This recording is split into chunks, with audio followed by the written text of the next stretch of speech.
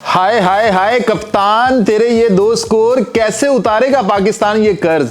पूरी कौम तुझसे कुर्बान है। तुम्हारे ये वाले जो दो स्कोर हैं, 613 स्कोर बाकी रह गए हैं। सिर्फ 613। दो तो तूने बना दिए हैं। यही दो तो मुश्किल थे। पाकिस्तानी टीम ने इन्हीं की वजह से हार जाना था। तुमने ये जो किया है ना पाकिस्तानी कौम के ऊपर, जो तुमने इतना बड़ा एहसान किया है, हम पूरे शुक्रगुजार हैं। और तुम्हारे इतने शुक्रगुजार हैं कि तुम हमेशा के लिए हमारी नजरों से दूर हो जाओ।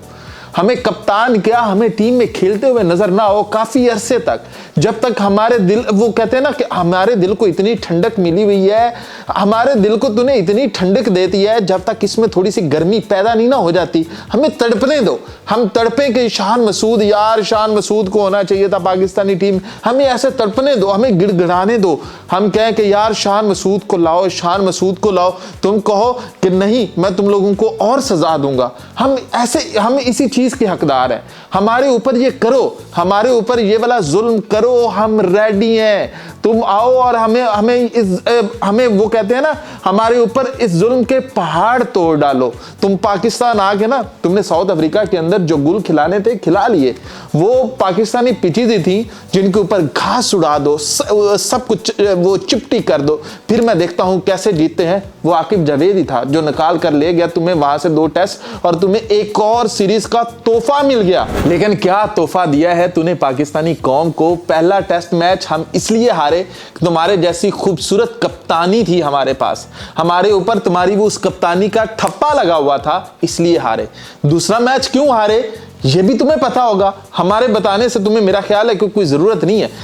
ऊपर से भाई साहब आते हैं, कहते हैं कि हम जो जीत की लकीर है ना, उसको सही से क्रॉस करके उधर नहीं खड़ा हो पाते, हम इधर पीछे ही रह जाते हैं। जब तक हम उससे आगे जाना नहीं सीखेंगे, हमारा कुछ नहीं होगा। और भाई हमारा तेरे साथ कुछ नहीं होगा, हमें ये यकीन हो गया है।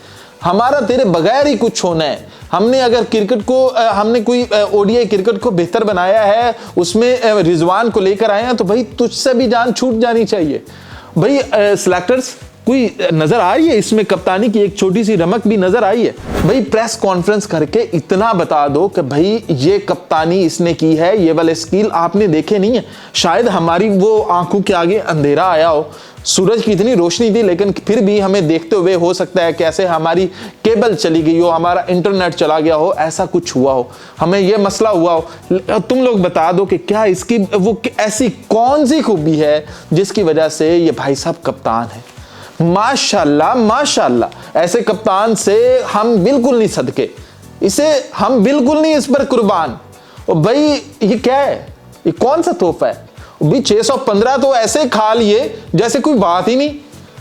हमने शाम तक बना देने, हमने शाम तक 300 स्कोर कर देने, पीछे 315 स्कोर रह जाने। कल हमने हाफ में वो बना देने, 300 हमने और बना देने हैं। कल तक हमने 900 पे खड़े होना है और साउथ अफ्रीका कांप रही होगी कि यार हमने क्यों इनको इतने स्कोर मारे। वो देखो हमें 900 और 1000 के फटे मारने वाले हैं, वो रिकॉर्ड तोड़ने वाले हैं कि हमारे टेस्ट की हिस्ट्री में सबसे हाईएस्ट स्कोर मारेंगे। वो श्रीलंका का रिकॉर्ड तोड़ेंगे जो उन्होंने इंडिया को मारा था। वो थर थर कांपेंगे।